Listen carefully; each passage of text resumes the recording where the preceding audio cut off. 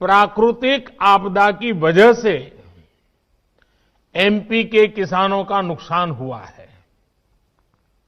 आज इस कार्यक्रम में मध्य प्रदेश के ऐसे 35 लाख किसानों के बैंक खातों में 1600 करोड़ रुपए ट्रांसफर किए जा रहे हैं। बहुत ही सत्कारयोग मानयोग प्रधानमंत्री जी, आप जी ने मध्य प्रदेश के किसानों ਨੂੰ ਸੰਬੋਧਿਤ ਹੋ ਕੇ बहुत ਸਾਰੀਆਂ ਗੱਲਾਂ ਕੀਤੀਆਂ ਹੈ, ਜਿਹਦੇ ਵਿੱਚ ਤੁਸੀਂ ਇੱਕ ਗੱਲ ਇਹ ਬਹੁਤ ਵਧੀਆ ਕੀਤੀ ਹੈ ਕਿ ਅਸੀਂ 1600 ਕਰੋੜ ਰੁਪਈਆ 35 ਲੱਖ ਕਿਸਾਨਾਂ ਦੇ ਵਿੱਚ ਵੰਡਣ ਦਾ ਯਤਨ ਕੀਤਾ, ਵੰਡਿਆ ਹੈ। ਔਰ ਜਿਨ੍ਹਾਂ ਉਹਨਾਂ ਕਿਸਾਨਾਂ ਨੂੰ ਵੰਡਿਆ ਜਿਨ੍ਹਾਂ ਦੀ ਗੜੇਮਾਰੀ ਨਾਲ ਫਸਲ ਮਰੀ ਹੈ। ਸ਼੍ਰੀਮਾਨ ਜੀ, ਇਹਨੂੰ ਡਿਵਾਈਡ ਕਰਕੇ ਵੇਖਿਓ ਭਲਾ, ਇੱਕ ਪਰਿਵਾਰ ਨੂੰ ਲਗਭਗ 4571 ਰੁਪਏ ਵੰਡੇ ਆ ਰਹੇ ਨੇ ਤੇ ਇੱਕ ਪਰਿਵਾਰ ਨੂੰ ਜੇਕਰ ਕਣਕ ਦਾ ਆਟਾ ਮੁੱਲ ਲੈਣਾ ਪੈ ਗਿਆ, ਜਦੋਂ ਫਸਲ ਮਰ ਗਈ ਆਟਾ ਕਣਕ ਦਾ ਮੁੱਲ ਲੈਣੀ ਪਏਗੀ ਨਾ, ਤੇ ਜਦੋਂ ਕਣਕ ਦਾ ਆਟਾ ਅੱਜ ਦੇ ਭਾਵਾਂ ਦੇ ਮੁਤਾਬਕ ਮੁੱਲ ਲੈਣਾ ਪੈ ਗਿਆ ਨਾ, ਤੇ ਇਹ ਵੱਧ ਤੋਂ ਵੱਧ 1.5 ਕੁਇੰਟਲ ਆਟਾ ਅੱਜ ਦੇ ਭਾਅ ਮੁਤਾਬਕ ਆਉਣਾ ਹੈ ਤੇ ਕਿਸਾਨ ਨੂੰ ਫਸਲ 6 ਮਹੀਨੇ ਬਾਅਦ ਆਉਣੀ ਹੈ। ਬਾਕੀ ਖਰਚੇ ਕਿਸਾਨ ਕਿੱਥੋਂ ਪੂਰੇ ਕਰੇਗਾ? ਇਹ ਕਿਹੜੇ ਹਿਸਾਬ ਦੇ ਨਾਲ ਤੁਸੀਂ ਮਤਲਬ ਬਹੁਤ ਜ਼ਿਆਦਾ ਆਪਣੇ ਆਪ ਨੂੰ ਇਹ ਵਿਖਾ ਰਹੇ ਹੋ ਕਿ ਬਹੁਤ ਸਾਰਾ ਅਸੀਂ ਕਿਸਾਨਾਂ ਦਾ ਭਲਾ ਕਰਤਾ, ਬਹੁਤ ਕੁਝ ਕਿਸਾਨਾਂ ਨੂੰ ਦੇਤਾ। ਇਹ ਨਹੀਂ ਸੋਚਿਆ ਕਿ ਕਿਸਾਨ ਦਾ ਬਾਕੀ ਸਮਾਂ, ਬਾਕੀ ਜ਼ਿੰਦਗੀ 6 ਮਹੀਨੇ ਦਾ ਸਮਾਂ ਕਿਵੇਂ ਲੰਘੇਗਾ। ਸ਼੍ਰੀਮਾਨ ਜੀ, ਇਹ 4571 ਰੁਪਈਆਂ ਦੇ ਨਾਲ 6 ਮਹੀਨਿਆਂ ਤੱਕ ਗੁਜ਼ਾਰਾ ਪਰਿਵਾਰ ਦਾ ਹੋ ਸਕਦਾ ਹੈ। ਔਰ ਦੇਸ਼ ਦੇ ਆਮ ਲੋਕ ਸਾਰੇ ਕਿਸਾਨ ਪਰਿਵਾਰਾਂ ਨੂੰ ਮੈਂ ਪੁੱਛਣਾ ਚਾਹੁੰਦਾ ਹਾਂ ਕਿ ਤੁਸੀਂ ਦੱਸੋ ਕਿ ਇਹ ਹੋ ਸਕਦਾ ਹੈ? ਜੇ ਹੋ ਸਕਦਾ ਤਾਂ ਪ੍ਰਧਾਨ ਮੰਤਰੀ ਜੀ ਠੀਕ ਕਹਿੰਦੇ ਨੇ, ਜੇ ਨਹੀਂ ਹੋ ਸਕਦਾ ਤਾਂ ਘੱਟੋ ਘੱਟ ਪ੍ਰਧਾਨ ਮੰਤਰੀ ਜੀ ਤੋਂ ਇਹਦਾ ਸਵਾਲ ਦਾ, ਇਸ ਸਵਾਲ ਦਾ ਜਵਾਬ ਤਾਂ ਪੁੱਛੋ कि ये की तुसी ठीक कर रहे हो या गलत किया है। हमारी सरकार ने किसान क्रेडिट कार्ड की सुविधा देश के हर किसान के लिए उपलब्ध कराने के लिए हमने नियमों में भी बदलाव किया है। अब किसानों को खेती से जुड़े कामों के लिए आसानी से आवश्यक पूंजी मिल रही है। ਇਹ ਜਿਹੜਾ ਤੁਸੀਂ ਸਾਨੂੰ ਕ੍ਰੈਡਿਟ ਕਾਰਡ ਦਿੱਤਾ ਹੈ, ਇਹ ਕ੍ਰੈਡਿਟ ਕਾਰਡ ਕਿੱਡੀ ਕੁ ਵੱਡਾ ਮਾਰਕਾ ਚੀਜ਼ ਦੇਤੀ ਤੁਸੀਂ। ਕ੍ਰੈਡਿਟ ਕਾਰਡ ਦਾ ਮਤਲਬ ਆ ਕਰਜ਼ਾ। ਲੋੜ ਹੈ, ਤੁਸੀਂ ਪ੍ਰਧਾਨ ਮੰਤਰੀ ਹੋ, ਤੁਸੀਂ ਸਰਕਾਰ ਹੋ ਕਿ ਕਿਸਾਨ ਨੂੰ ਸਮਰੱਥ ਕਰੋ, ਕਿਸਾਨ ਨੂੰ ਕਰਜ਼ਾ ਚੱਕਣਾ ਹੀ ਨਾ ਪਵੇ। ਲੋੜ ਇਹ ਗੱਲ ਕਰਨ ਦੀ ਸੀ, ਨਾ ਕਿ ਸਾਨੂੰ ਕਰਜ਼ਾ ਦੇਣ ਦੀ ਲੋੜ ਸੀ। ਤੇ ਜਿਹੜੀ ਤੁਸੀਂ ਗੱਲ ਕੀਤੀ ਹੈ ਪਹਿਲੀਆਂ ਸਰਕਾਰਾਂ ਨਹੀਂ ਦਿੰਦੀਆਂ ਸੀ, ਇਹ ਤੇ ਬਹੁਤ ਲੰਬੇ ਸਮੇਂ ਤੋਂ ਇਹ ਪ੍ਰਕਿਰਿਆ ਚੱਲੀ ਆ ਰਹੀ ਹੈ ਸਾਨੂੰ ਕਰਜ਼ਾਈ ਕਰਨ ਵਾਸਤੇ, ਕਰਜ਼ਾ ਦੇਣ ਦੀ। ਵੱਖ-ਵੱਖ ਸਰਕਾਰਾਂ ਨੇ ਸਾਨੂੰ ਇਹ ਕ੍ਰੈਡਿਟ ਕਾਰਡ ਕਦੇ ਕਿਸੇ ਨਾਂ ਥੱਲੇ, ਕਦੇ ਕਿਸੇ ਨਾਂ ਥੱਲੇ ਇਹ ਕਰਜ਼ਾ ਦਿੱਤਾ ਗਿਆ, ਜਿਹੜਾ ਕਰਜ਼ਾ ਅੱਜ ਕਿਸਾਨਾਂ ਲਈ ਖੁਦਕਸ਼ੀ ਦਾ ਕਾਰਨ ਬਣਿਆ ਹੋਇਆ ਹੈ। ਇਹ ਕਰਜ਼ਾ ਤੁਸੀਂ ਸਾਨੂੰ ਹੋਰ ਦੇ ਰਹੇ ਹੋ। ਇਹ ਕਿੱਡੀ ਕੁ ਵੱਡੀ ਸਾਨੂੰ ਤੁਸੀਂ ਨਿਆਮਤ ਚੀਜ਼ ਦੇ ਰਹੇ ਹੋ ਕਿ ਬਹੁਤ ਵੱਡੀ ਚੀਜ਼ ਦੇਤੀ ਕਿਸਾਨਾਂ ਨੂੰ। ਸੋ ਕਿਰਪਾ ਕਰਕੇ ਕਿਸਾਨਾਂ ਨੂੰ ਸਮਰੱਥ ਕਰਨ ਦਾ ਯਤਨ ਕਰੋ, ਕਿਸਾਨਾਂ ਨੂੰ ਉਹਨਾਂ ਦੀ ਫਸਲ ਦਾ ਭਾਅ ਦਿਓ ਤਾਂ ਕਿ ਕਿਸਾਨ ਸਮਰੱਥ ਹੋ ਜਾਣ, ਉਹਨਾਂ ਨੂੰ ਕਰਜ਼ਾ ਲੈਣਾ ਹੀ ਨਾ ਪਵੇ। मैं खुद बोल रहा हूं कि भाई आपको कानून में किस क्लॉज में क्या दिक्कत है बताइए, जो भी दिक्कत है वो आप बताइए। आप जी ने अपने संबोधन ਦੇ ਵਿੱਚ ਇਹ ਗੱਲ ਕਹੀ ਹੈ ਕਿ ਕਿਸਾਨਾਂ ਨੂੰ ਇਹਨਾਂ ਕਾਨੂੰਨਾਂ ਦੇ ਵਿੱਚ ਪ੍ਰੋਬਲਮ ਕੀ ਹੈ, ਮੁਸ਼ਕਲ ਕੀ ਹੈ, ਸਮੱਸਿਆ ਕੀ ਹੈ। ਤੇ ਮੈਂ ਆਪ ਜੀ ਨੂੰ ਵੀ ਦੱਸਣਾ ਚਾਹੁੰਦਾ ਹਾਂ ਤੇ ਹੋਰ ਲੋਕ ਕਿਸਾਨ ਪਰਿਵਾਰਾਂ ਨੂੰ ਵੀ ਦੱਸਣਾ ਚਾਹੁੰਦਾ ਹਾਂ ਕਿ ਸਮਝਿਓ ਕਿ ਇਹਦੇ ਵਿੱਚ ਨੁਕਸ ਕੀ ਹੈ, ਇਹਦੇ ਵਿੱਚ ਪ੍ਰੋਬਲਮ ਕੀ ਹੈ ਕਾਨੂੰਨਾਂ 'ਚ। ਸਭ ਤੋਂ ਪਹਿਲੀ ਪ੍ਰੋਬਲਮ ਇਹ ਹੈ ਕਿ ਇਹਨਾਂ ਕਾਨੂੰਨਾਂ ਦੇ ਰਾਹੀਂ ਰਾਜਾਂ ਦੇ ਅਧਿਕਾਰਾਂ ਦੇ ਵਿੱਚ ਦਖਲਅੰਦਾਜ਼ੀ ਕੀਤੀ ਗਈ ਹੈ ਗੈਰ ਕਾਨੂੰਨੀ ਢੰਗ ਦੇ ਨਾਲ ਭਾਰਤ ਸਰਕਾਰ ਵੱਲੋਂ। ਪਹਿਲਾ ਸਭ ਤੋਂ ਪਹਿਲਾ ਨੁਕਸ ਇਹ ਹੈ। ਦੂਸਰਾ ਨੁਕਸ ਇਹ ਹੈ ਇਹਦੇ ਵਿੱਚ ਕਿ ਤੁਸੀਂ ਸਰਕਾਰੀ ਮੰਡੀ ਦੇ ਪੈਰਲਲ ਮੰਡੀ ਬਣਾਉਣ ਦਾ ਯਤਨ ਕਰ ਰਹੇ ਹੋ। ਕਿਉਂ ਨਹੀਂ ਸਰਕਾਰੀ ਮੰਡੀ ਦੇ ਵਿੱਚ ਹੀ ਪ੍ਰਾਈਵੇਟ ਪਲੇਅਰ ਨੂੰ ਫਸਲ ਖਰੀਦਣ ਲਈ ਕਿਹਾ ਜਾਂਦਾ? ਬੜਾ ਚੰਗਾ ਹੁੰਦਾ ਇਹ ਪ੍ਰਾਈਵੇਟ ਮੰਡੀ ਬਰਾਬਰ ਮੰਡੀ ਬਣਾਉਣ ਦੀ ਬਜਾਏ, ਪੈਰਲਲ ਮੰਡੀ ਬਣਾਉਣ ਦੀ ਬਜਾਏ ਜੇ ਕਿਤੇ ਇਹ ਕੀਤਾ ਹੁੰਦਾ ਕਿ ਪ੍ਰਾਈਵੇਟ ਪਲੇਅਰ ਜਾ ਕੇ ਮੰਡੀ ਦੇ ਵਿੱਚੋਂ ਹੀ ਫਸਲ ਖਰੀਦਣ ਔਰ ਉਹ ਵੀ ਐਮਐਸਪੀ ਤੋਂ ਉੱਪਰ ਜਾ ਕੇ ਖਰੀਦਣ, ਘੱਟ ਨਾ ਖਰੀਦਣ। ਜਿਹੜਾ ਐਮਐਸਪੀ ਤੋਂ ਘੱਟ ਰੇਟ ਤੇ ਖਰੀਦੇ ਉਹਦੇ ਖਿਲਾਫ ਕਾਰਵਾਈ ਕਰਨ ਦੀ ਗੱਲ ਹੁੰਦੀ ਤਾਂ ਮੰਨ ਲੈਂਦੇ ਚੰਗਾ। ਤੁਸੀਂ ਉਹਨੂੰ ਪ੍ਰਾਈਵੇਟ ਮੰਡੀ ਦੇ ਕੇ ਕੀ ਕੀਤਾ ਹੈ? ਇਹ ਪ੍ਰਾਈਵੇਟ ਮੰਡੀ ਦੇ ਵਿੱਚੋਂ ਵਪਾਰੀ ਮਾਲ ਖਰੀਦੇਗਾ, ਕਿਸਾਨ ਨੂੰ 2 ਸਾਲ ਵਾਸਤੇ ਵੱਧ ਰੇਟ ਦੇਵੇਗਾ। ਇਹ ਪਤਾ ਸਾਨੂੰ, ਅਸੀਂ ਸਮਝਦੇ ਹਾਂ, ਬਹੁਤ ਚੰਗੀ ਤਰ੍ਹਾਂ ਜਾਣਦੇ ਹਾਂ ਕਿ ਪ੍ਰਾਈਵੇਟ ਵਪਾਰੀ ਕਿਸਾਨਾਂ ਨੂੰ ਵੱਧ ਰੇਟ ਦੇਵੇਗਾ 2 ਸਾਲ ਲਈ। ਜਿਵੇਂ ਕਿ ਸਾਡੇ ਸਾਹਮਣੇ ਹੈ ਕਿ ਤੁਹਾਡੇ ਜੀਓ ਨੇ ਦੂਸਰੇ ਸਾਰੀਆਂ ਕੰਪਨੀਆਂ ਨੂੰ ਮਾਰਨ ਵਾਸਤੇ ਇੱਕ ਐਲਾਨ ਕੀਤਾ ਕਿ ਅਸੀਂ ਜੀਓ ਸਿਮ ਵੀ ਫ੍ਰੀ ਤੇ ਜੀਓ ਡਾਟਾ ਵੀ ਫ੍ਰੀ ਦੇਵਾਂਗੇ, ਔਰ ਦਿੱਤਾ ਕੁਝ ਸਮਾਂ। ਲੇਕਿਨ ਜਿਸ ਵੇਲੇ ਦੂਸਰੀਆਂ ਕੰਪਨੀਆਂ ਦਾ ਲੱਕ ਤੋੜ ਲਿਆ ਗਿਆ, ਜਿਸ ਵੇਲੇ ਸੈਲਵਨ ਵਰਗੀਆਂ ਸਾਡੀਆਂ ਸਰਕਾਰੀ ਕੰਪਨੀਆਂ ਦਾ ਲੱਕ ਤੋੜ ਲਿਆ ਗਿਆ, ਉਸ ਵੇਲੇ ਰੇਟ ਸਮਾਨੀ ਚੜਿਆ। ਤਾਂ ਜਦੋਂ ਉਹਦਾ ਲੱਕ ਤੋੜਿਆ ਤੁਸੀਂ, ਸਾਡੀਆਂ ਕੰਪਨੀਆਂ ਨੇ, ਉਸੇ ਤਰ੍ਹਾਂ ਇਹਨਾਂ ਕੰਪਨੀਆਂ ਨੇ, ਪ੍ਰਾਈਵੇਟ ਪਲੇਅਰ ਨੇ ਆ ਕੇ ਸਾਡੀ ਸਰਕਾਰੀ ਮੰਡੀ ਦਾ ਲੱਕ ਤੋੜਨਾ ਹੈ। ਜਦੋਂ ਕਿਸਾਨਾਂ ਨੂੰ ਫਸਲ ਦਾ ਰੇਟ 2 ਸਾਲ ਲਈ ਵੱਧ ਦਿੱਤਾ ਗਿਆ ਤੇ ਅੰਦਰ ਬੈਠਾ ਵਪਾਰੀ ਦਾ ਢਾਂਚਾ, ਜਿਹੜਾ ਮੰਡੀ ਦਾ ਜਿੰਨਾ ਸਿਸਟਮ ਹੈ, ਸਾਰਾ 2 ਸਾਲ ਦੇ ਵਿੱਚ ਤਹਿਸ਼-ਨਹਿਸ਼ ਹੋ ਜਾਊਗਾ, ਬਰਬਾਦ ਹੋ ਜਾਊਗਾ। 1 ਨੰਬਰ 2 ਕਿ ਇਹ ਕੁਝ ਸਮੇਂ ਬਾਅਦ ਸਰਕਾਰਾਂ ਇਹ ਫੈਸਲੇ ਲੈ ਸਕਦੀਆਂ ਕਿ ਨਾ ਤਾਂ ਮੰਡੀ ਬੋਰਡ ਦੇ ਥਰੂ ਕੋਈ ਦਾਣਾ ਵਿਕਿਆ ਹੈ ਤੇ ਨਾ ਹੀ ਐਫਸੀਆਈ ਨੇ ਕੋਈ ਦਾਣਾ ਖਰੀਦਿਆ ਹੈ। ਕਿਸਾਨ ਸੈਟੀਸਫਾਈ ਨੇ, ਵੱਧ ਰੇਟ ਦੇ ਉੱਤੇ ਫਸਲਾਂ ਵੇਚ ਰਹੇ ਨੇ, ਕਿਸਾਨ ਖੁਸ਼ ਨੇ। ਉਸ ਗੱਲ ਨੂੰ ਮੁੱਖ ਰੱਖ ਕੇ ਇਹ ਦੋਨੇ ਹੀ ਅਦਾਰੇ ਸਰਕਾਰ ਖਤਮ ਕਰੇਗੀ ਤੇ ਜਦੋਂ ਇਹ ਅਦਾਰੇ ਖਤਮ ਹੋਏ ਉਸ ਵੇਲੇ ਫਿਰ ਪ੍ਰਾਈਵੇਟ ਲੋਕਾਂ ਦੀ, ਪ੍ਰਾਈਵੇਟ ਪਲੇਅਰ ਦੀ ਮਨ ਮਰਜ਼ੀ ਹੋਏਗੀ, ਉਹ ਆਪਣੀ ਮਰਜ਼ੀ ਦੇ ਰੇਟ ਦੇਗਾ। ਜਿਸ ਤਰ੍ਹਾਂ ਅੱਜ ਬਿਹਾਰ ਦੇ ਵਿੱਚ ਦਿੱਤਾ ਜਾ ਰਿਹਾ ਹੈ, ਸਾਡੇ ਬਿਹਾਰ ਦੇ ਕਿਸਾਨਾਂ ਦਾ ਜਿਹੜੀ ਫਸਲ ਹੈ ਉਹ ਲਗਭਗ 800-900 ਰੁਪਏ ਕੁਇੰਟਲ ਇਹੀ ਝੋਨਾ ਵਿਕ ਰਿਹਾ ਹੈ। ਔਰ ਇਹੀ ਝੋਨਾ ਆ ਕੇ ਪੰਜਾਬ ਦੇ ਵਿੱਚ ਵੱਧ ਰੇਟ ਦੇ ਉੱਤੇ ਇਸ ਕਰਕੇ ਤੁਲਦਾ ਹੈ ਕਿਉਂਕਿ ਇੱਥੇ ਆ ਕੇ ਕਿਸਾਨ ਨੂੰ ਮਤਲਬ ਐਮਐਸਪੀ ਮਿਲਦੀ ਹੈ, ਸਰਕਾਰੀ ਰੇਟ ਮਿਲਦਾ ਹੈ, ਤਾਂ ਇੱਥੇ ਆ ਕੇ ਤੁਲਦਾ ਹੈ। ਇਹਨੂੰ ਤੁਸੀਂ ਖਤਮ ਕਰਨ ਵਾਸਤੇ ਪੈਰਲਰ ਮੰਡੀ ਬਣਾ ਰਹੇ ਹੋ। ਪੈਰਲਰ ਮੰਡੀ ਦੇ ਰਾਹੀਂ ਸਾਡੀ ਸਰਕਾਰੀ ਮੰਡੀ ਖਤਮ ਹੋਏਗੀ। ਦੂਸਰਾ ਵੱਡਾ ਨੁਕਸ ਇਹਦੇ 'ਚ ਇਹ ਹੈ ਕਿ ਤੁਸੀਂ ਇਹ ਕਹਿ ਰਹੇ ਹੋ ਕਿ ਜੇਕਰ ਪ੍ਰਾਈਵੇਟ ਵਪਾਰੀ, ਪ੍ਰਾਈਵੇਟ ਪਲੇਅਰ ਤੁਹਾਡੇ ਜਿਹੜਾ ਫਸਲ ਖਰੀਦਣ ਵਾਸਤੇ ਆਇਆ ਹੈ, ਅਗਰ ਉਹਦਾ ਤੇ ਕਿਸਾਨ ਦਾ ਡਿਸਪਿਊਟ ਬਣਦਾ ਹੈ ਤਾਂ ਕੋਰਟ ਨਹੀਂ ਜਾ ਸਕਦਾ। ਕਿਉਂ ਭਈ? ਕੋਰਟ ਜਾਣ ਦਾ ਰਸਤਾ ਕਿਉਂ ਬੰਦ ਕੀਤਾ ਗਿਆ? ਇਹ ਰਸਤਾ ਬੰਦ ਕਰਨ ਦੀ ਲੋੜ ਕੀ ਪੈ ਗਈ? ਜੇਕਰ ਤੁਸੀਂ ਚਾਹੁੰਦੇ ਸੀ ਨਾ ਕਿ ਕਿਸਾਨ ਨੂੰ ਛੇਤੀ ਨਿਆਂ ਮਿਲੇ, ਕਿਸਾਨ ਪਰੇਸ਼ਾਨ ਨਾ ਹੋਵੇ, ਤਾਂ ਮੇਰਾ ਖਿਆਲ ਹੈ ਤੁਸੀਂ ਹੋਰ ਵਿਵਸਥਾਵਾਂ ਕਰ ਸਕਦੇ ਸੀ। ਲੇਕਿਨ ਕੋਰਟ ਜਾਣ ਦਾ ਰਸਤਾ ਬੰਦ ਨਹੀਂ ਕੀਤਾ ਜਾਣਾ ਚਾਹੀਦਾ ਸੀ।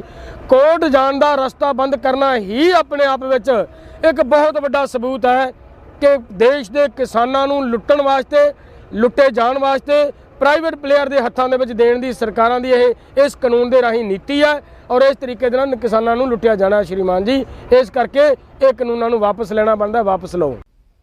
हमने फाइलों के ढेर में फेंक दी गई स्वामीनाथन कमेटी की रिपोर्ट बाहर निकाला और इसकी सिफारिश से लागू की। किसानों को लागत का 1.5 गुना एमएसपी हमने दिया। ਤੁਸੀਂ ਕਿਹਾ ਕਿ ਅਸੀਂ ਸਵਾਮੀਨਾਥਨ ਰਿਪੋਰਟ ਲਾਗੂ ਕੀਤੀ ਹੈ। ਬੜਾ ਦੁੱਖ ਹੋਇਆ ਇਹ ਸੁਣ ਕੇ ਕਿ ਸਾਡੇ ਦੇਸ਼ ਦਾ ਪ੍ਰਧਾਨ ਮੰਤਰੀ ਵੀ ਝੂਠ ਬੋਲ ਲੈਂਦਾ ਹੈ। ਇਹ ਦੁੱਖ ਹੋਇਆ ਹੈ। ਤੁਸੀਂ ਆਪ ਯਾਦ ਕਰੋ ਪ੍ਰਧਾਨ ਮੰਤਰੀ ਜੀ, ਜਿਸ ਵੇਲੇ ਸੁਪਰੀਮ ਕੋਰਟ ਦੇ ਵਿੱਚ, ਮਾਨਯੋਗ ਸੁਪਰੀਮ ਕੋਰਟ ਦੇ ਵਿੱਚ ਸਵਾਮੀਨਾਥਨ ਦੀ ਰਿਪੋਰਟ ਨੂੰ ਲਾਗੂ ਕਰਵਾਉਣ ਲਈ ਇੱਕ ਕੇਸ ਚੱਲ ਰਿਹਾ ਸੀ ਤੇ ਤੁਹਾਡੀ ਸਰਕਾਰ ਨੇ 2015 ਦੇ ਵਿੱਚ ਫਰੋਲੋ ਆਪਦੇ ਕਾਗਜ਼ ਉਦੋਂ ਇੱਕ ਐਫੀਡੇਵਿਟ ਦਿੱਤਾ ਹੈ, ਜਿਸ ਐਫੀਡੇਵਿਟ ਦੇ ਵਿੱਚ ਇਹ ਕਿਹਾ ਗਿਆ ਹੈ ਕਿ ਅਗਰ ਸਵਾਮੀਨਾਥਨ ਦੀ ਰਿਪੋਰਟ ਲਾਗੂ ਕਰਤੀ ਤਾਂ ਬਾਜ਼ਾਰ ਦੇ ਵਿੱਚ ਅਫੜਾ ਤਫੜੀ ਦਾ ਮਾਹੌਲ ਬਣ ਜੂ, ਦੇਸ਼ ਦੇ ਅੰਦਰ ਉਥਲ ਪੁਥਲ ਮਚ ਜੂ। ਇਹ ਕਿਹਾ ਸੀ ਤੁਸੀਂ। ਤੇ ਜਿਹੜੀ ਲਾਗੂ ਕਰਨ ਦੀ ਤੁਸੀਂ ਗੱਲ ਕਰਦੇ ਹੋ, ਜੇ ਸੱਚੀਓ ਲਾਗੂ ਕਰਤੀ ਤਾਂ ਫਿਰ ਇੱਕ ਕੰਮ ਹੋਰ ਕਰ ਦਿਓ, ਜੇ ਲਾਗੂ ਕੀਤੀ ਹੈ ਤਾਂ ਸਾਨੂੰ ਵੀ ਯਕੀਨ ਆ ਜੂ, ਘੱਟੋ ਘੱਟ ਨੋਟੀਫਿਕੇਸ਼ਨ ਤੇ ਜਾਰੀ ਕਰ ਦਿਓ। ਅਗਰ ਤੁਸੀਂ ਨੋਟੀਫਿਕੇਸ਼ਨ ਜਾਰੀ ਕਰ ਦਿਓਗੇ ਤਾਂ ਸਾਰੇ ਦੇਸ਼ ਦਾ ਕਿਸਾਨ ਮੰਨ ਜੂਗਾ ਤੁਹਾਡੀ ਗੱਲ ਕਿ ਸੱਚੀ ਹੈ। ਤੇ ਜੇ ਨੋਟੀਫਿਕੇਸ਼ਨ ਹੀ ਜਾਰੀ ਹੁੰਦਾ ਤਾਂ ਫਿਰ ਤੁਸੀਂ ਆਪਣੇ ਆਪ ਸਮਝ ਲਓ ਕੀ ਹੈ ਗੱਲ, ਤੇ ਦੇਸ਼ ਦੇ ਲੋਕੋ ਤੁਸੀਂ भी समझ लो कि प्रधानमंत्री जी इस गल दे विच कितनी सच्चाई है। हमारे देश में किसानों के साथ धोखाधड़ी का एक बहुत ही बड़ा उदाहरण है कांग्रेस सरकारों के द्वारा की गई कर्ज माफी। जब 2 साल पहले मध्य प्रदेश में चुनाव होने वाले थे तो कर्ज माफी का वायदा किया गया था। कहा गया था कि सरकार बनने के 10 दिन के भीतर सारे किसानों का कर्ज माफ कर दिया जाएगा। ਕਿ ਤੁਸੀਂ ਕਿਹਾ ਹੈ ਕਿ ਐਮਪੀ ਦੇ ਵਿੱਚ ਦੂਸਰਿਆਂ ਤੇ ਦੋਸ਼ ਲਾਇਆ ਤੁਸੀਂ। ਮੈਂ ਕਹਿੰਦਾ ਚੰਗੇ ਨਹੀਂ ਹੋ, ਘੱਟੋ ਵੀ ਨਹੀਂ। ਜੇ ਉਹ ਚੰਗੇ ਹੁੰਦੇ ਤਾਂ ਦੇਸ਼ ਦਾ ਸ਼ਾਇਦ ਇਹ ਹਾਲ ਨਾ ਹੁੰਦਾ।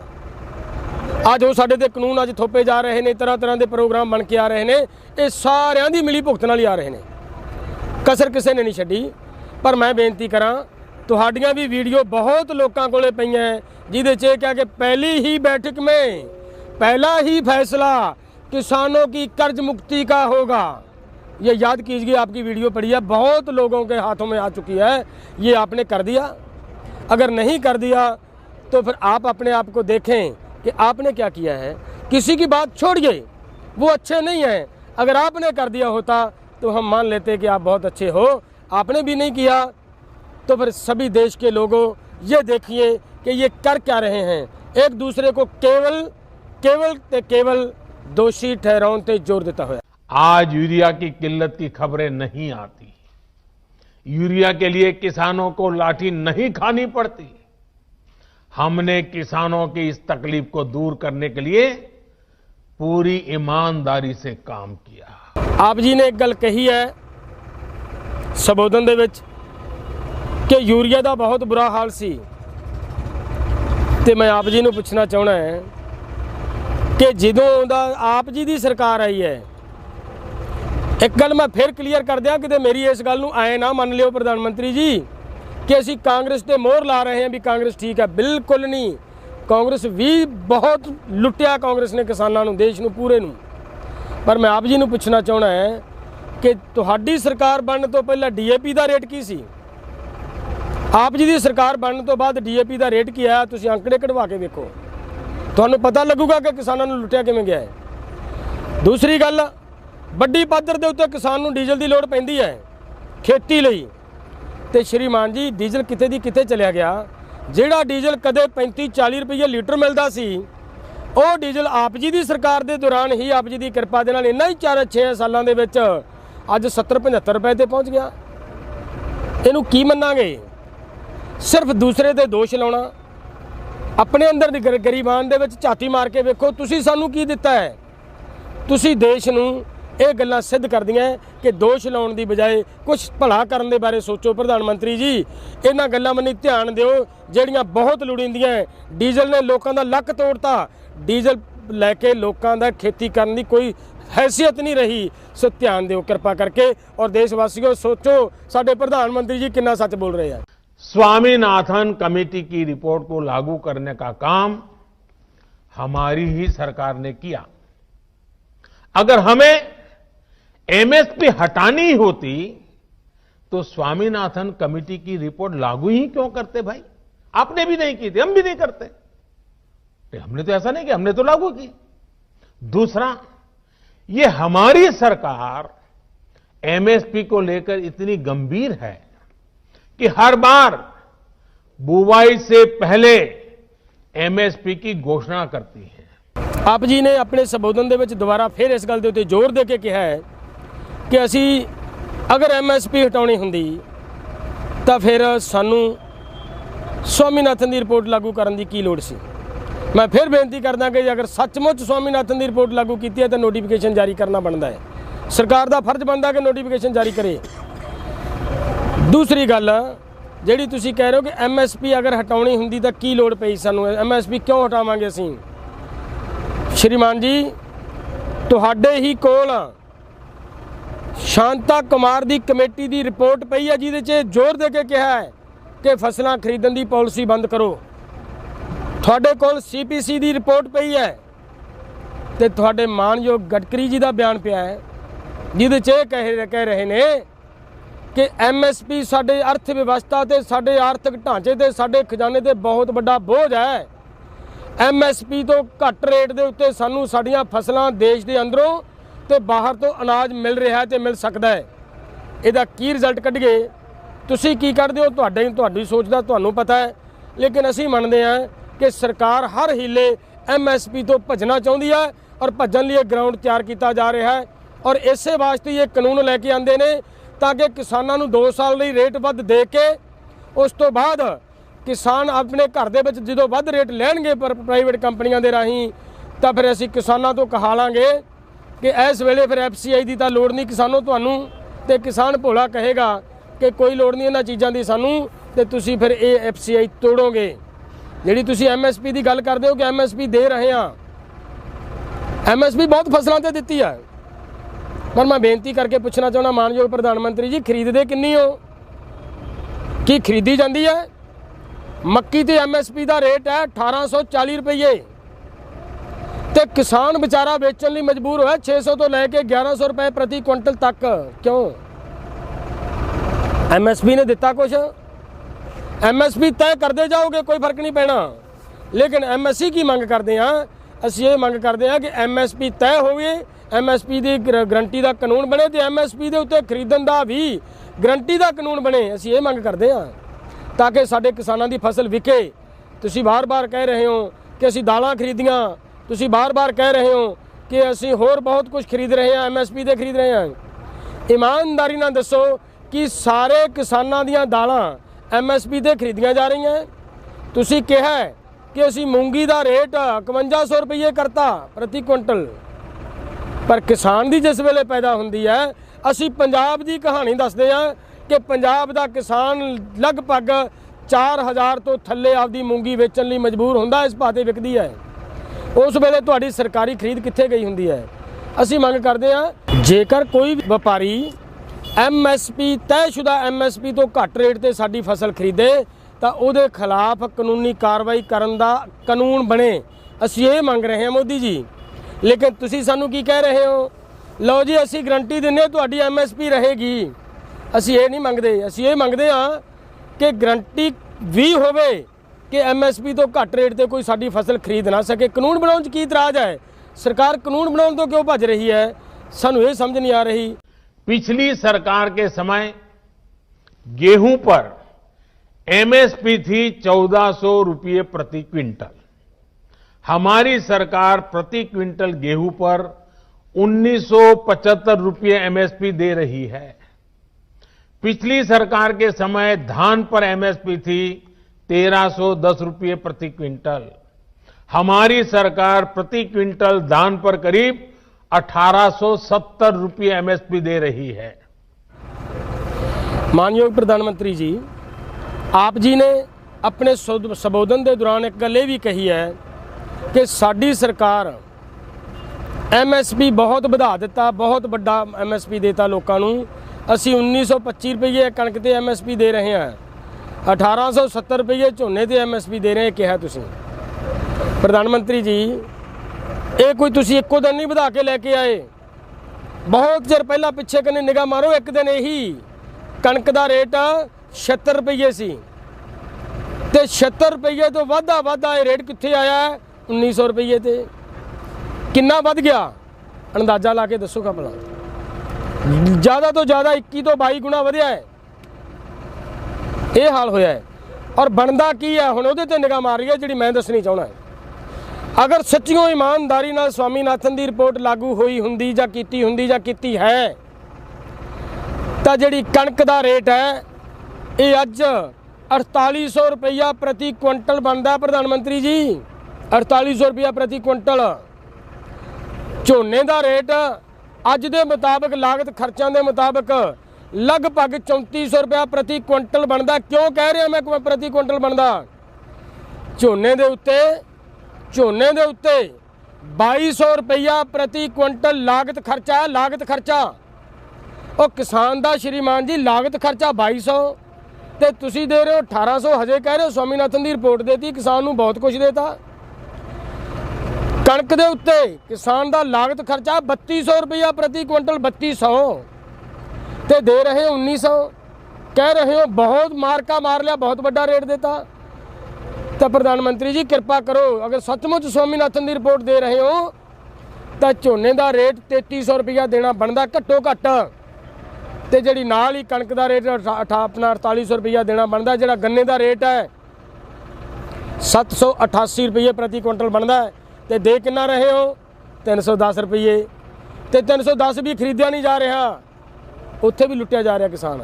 सो इस करके ये भी तुहाडी सच्चाई है जिहड़ी इन्हां गल्लां दे नाल स्पष्ट होंदी है, क्लीयर है कि तुसीं कर की रहे हो। और देशवासियों, ਤੁਹਾਨੂੰ ਵੀ ਪਤਾ ਹੈ ਆ ਸਾਰੀ ਕਹਾਣੀ ਸਾਰੀ ਗੱਲਬਾਤ ਦੇ ਵਿੱਚੋਂ ਤੁਹਾਡੇ ਸਾਹਮਣੇ ਜੋ ਗੱਲ ਨਿਕਲ ਕੇ ਆਈ ਹੈ ਕਿ ਸਾਡੇ ਪ੍ਰਧਾਨ ਮੰਤਰੀ ਜੀ ਨੇ ਇਸ ਸੰਬੋਧਨ ਦੇ ਵਿੱਚ ਭਾਸ਼ਣ ਦੇ ਵਿੱਚ ਕਿੰਨਾ ਸੱਚ ਬੋਲਿਆ ਹੈ ਤੇ ਕਿੰਨਾ ਝੂਠ ਬੋਲਿਆ ਹੈ ਇਹ ਤੁਸੀਂ ਦੇਖ ਲਿਆ। ਤੇ ਕਿਰਪਾ ਕਰਕੇ ਸਾਡੀ ਇਸ ਗੱਲਬਾਤ ਦੇ ਵਿੱਚ ਤੁਸੀਂ ਆਪਣੇ ਕਮੈਂਟ ਜ਼ਰੂਰ ਦਿਓ, ਸਾਨੂੰ ਪਤਾ ਲੱਗੇ ਕਿ ਜੋ ਅਸੀਂ ਲੜਾਈ ਲੜ ਰਹੇ ਹਾਂ ਕਿ ਅਸੀਂ ਜਾਇਜ਼ ਲੜਾਈ ਲੜ ਰਹੇ ਹਾਂ ਜਾਂ ਪ੍ਰਧਾਨ ਮੰਤਰੀ ਜੀ ਜੋ ਝੂਠ ਬੋਲ ਰਿਹਾ ਹੈ ਉਹਦੇ ਵਿੱਚ ਕਿੰਨਾ सच्चाई है वो सानू पता लग सके। कृषि सुधारों से जुड़ा एक और झूठ फैलाया जा रहा है एपीएमसी यानी हमारी मंडियों को लेकर के। हमने कानून में क्या किया है?